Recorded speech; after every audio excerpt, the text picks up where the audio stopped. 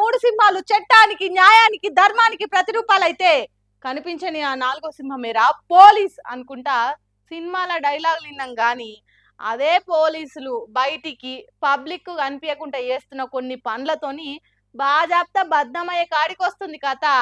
తప్పు చేసిరన్న అనుమానంతోని జనాలను పోలీసులు గుడ్లు గురకాయించి అడుగుడు కాదు, పోలీసుల్నే బజార్లో నిలబెట్టి ఇన్వెస్టిగేషన్ చేసిర్రీడా.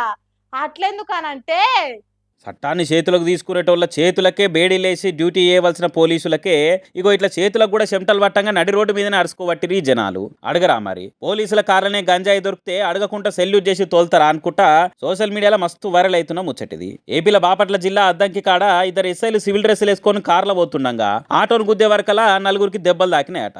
దాంతో జనాలు దబ్బ ఉరికొచ్చి చూసి ఎవరిది కారు ఎక్కడోళ్ళు అని చెక్ చేసి చూస్తుండగా డిక్కీల గంజాయి ఉందని కానొచ్చిందంట. ఇక ముచ్చట తెలిసి కడమ ఎస్ఐలు కూడా రప్పున రంగంలోకి దిగిరు. పోలీసులు పోతున్న కార్ల ఈ మాలేంది అని మందంతా గుడ్లు తేలేసిరట.